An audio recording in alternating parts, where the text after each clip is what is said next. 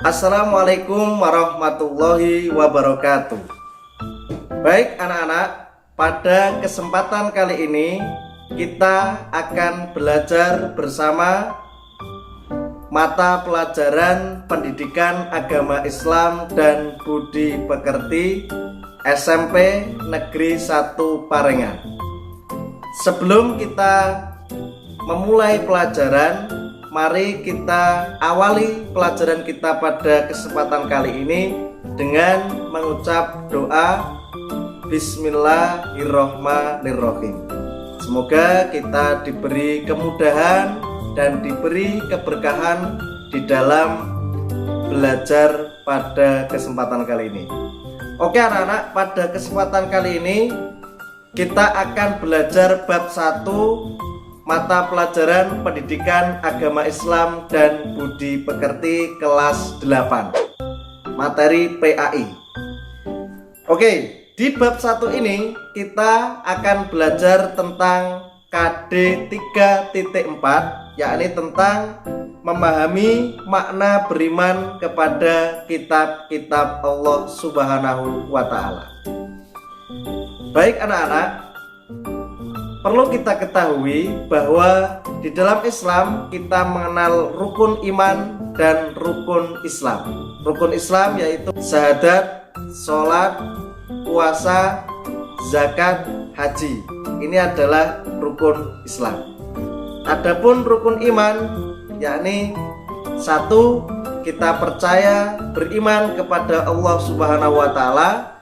Kemudian yang kedua, kita percaya dan yakin kepada malaikat-malaikat Allah Subhanahu wa Ta'ala. Kemudian yang ketiga, kita percaya dan yakin kepada kitab-kitab Allah Subhanahu wa Ta'ala. Kemudian yang keempat, kita percaya dan yakin kepada nabi dan rasul Allah Subhanahu wa Ta'ala. Dan yang kelima, kita percaya kepada hari akhir atau hari kiamat. Dan yang keenam, yang terakhir rukun iman, yaitu kita percaya dan yakin kepada qada dan qadar Allah Subhanahu wa Ta'ala. Nah, di bab 1 ini kita belajar dan mempelajari tentang beriman kepada kitab-kitab Allah Subhanahu wa Ta'ala, yang mana beriman kepada kitab-kitab Allah Subhanahu wa Ta'ala ini terdapat pada rukun iman yang ketiga. Oke, apa makna beriman kepada kitab-kitab Allah Subhanahu wa Ta'ala itu? Makna atau arti dari beriman kepada kitab-kitab Allah Subhanahu wa Ta'ala yaitu kita percaya dan yakin dengan sepenuh hati bahwa Allah telah menurunkan kitab-kitabnya kepada para rasul untuk disampaikan kepada umat manusia. Jadi kita percaya dan yakin bahwa Allah telah menurunkan kitab-kitab kepada para rasulnya untuk disampaikan kepada umat manusia. Ini definisi atau makna dari beriman kepada kitab-kitab Allah Subhanahu wa Ta'ala. Nah, kemudian fungsi dari kitab-kitab Allah Subhanahu wa Ta'ala ini tentunya sebagai pedoman hidup bagi manusia. Kita tahu dan kita mengenal dan tahu keesaan Allah, kebesaran Allah, dan semua keindahan yang ada pada Allah ini kita tahu dari kitab-kitab Allah Subhanahu wa Ta'ala. Orang-orang terdahulu pun mengetahui Tuhannya dari kitab-kitab Allah Subhanahu wa Ta'ala. Untuk lebih memahami tentang beriman kepada kitab Allah Subhanahu wa Ta'ala, kita perhatikan surat Al-Maidah ayat 16. A'udzu billahi minasyaitonir rajim. Bismillahirrahmanirrahim. Yahdi bihillahu manittaba'a ridwanahu subulas salami wa yukhrijuhum minadh-dhulumati ilan nuri bi'idni yahdihim ila siratim mustaqim.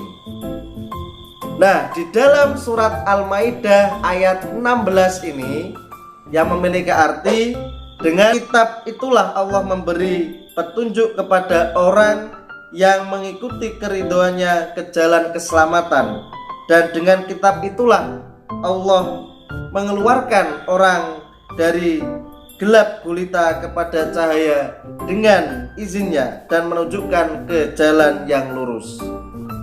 Jadi fungsi dari kitab Allah Subhanahu wa Ta'ala adalah sebagai petunjuk, sebagai hudan, petunjuk bagi umat manusia.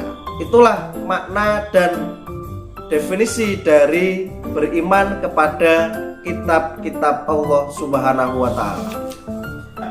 Kitab Allah Subhanahu wa Ta'ala itu yang diturunkan kepada para rasul dan para nabinya itu sangat banyak. Namun kita hanya wajib mengetahui kitab-kitab Allah yang diturunkan kepada para nabi dan rasulnya itu hanya 4. Nah, siapakah nabi dan rasul yang menerima kitab 4 tersebut? Nah, diantaranya yang pertama adalah kitab Taurat. Kitab Taurat ini diturunkan kepada Nabi Musa. Kemudian yang kedua adalah kitab Zabur. Kitab Zabur ini diturunkan kepada Nabi Daud. Kemudian yang ketiga adalah kitab Injil, diturunkan kepada Nabi Isa alaihissalam. Dan yang keempat adalah kitab Al-Quran yang diturunkan kepada Nabi Muhammad Shallallahu Alaihi Wasallam. 4 kitab inilah yang harus kita ketahui dan wajib diketahui oleh umat Islam. Yang pertama kitab Taurat diturunkan kepada Nabi Musa alaihissalam. Kemudian kitab Zabur diturunkan kepada Nabi Daud alaihissalam. Yang ketiga kitab Injil yang diturunkan kepada Nabi Isa alaihissalam. Dan yang keempat adalah kitab Al-Quran yang diturunkan kepada Nabi Muhammad Sallallahu Alaihi Wasallam. Nah, baik anak-anak, itulah materi pada KD 3.4 pada bab 1 ini. Tentu ada materi selanjutnya dan pembahasan selanjutnya tentang bab 1 ini. Tapi pada kesempatan kali ini kita membahas tentang makna beriman kepada kitab Allah dan kitab-kitab yang diturunkan oleh Allah kepada para nabi dan rasulnya.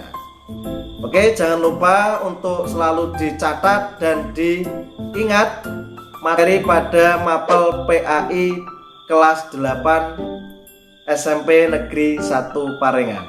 Oke, jangan lupa untuk tetap belajar di rumah. Walaupun dalam kondisi pandemi COVID, jangan sampai kita lalai untuk tidak belajar. Semoga anak-anak tetap dalam keadaan sehat dan jangan lupa untuk menjaga kesehatannya masing-masing. Oke, terima kasih. Cukup sekian dari saya, kurang dan lebihnya mohon maaf. Wal afu minkum. Wassalamualaikum warahmatullahi wabarakatuh.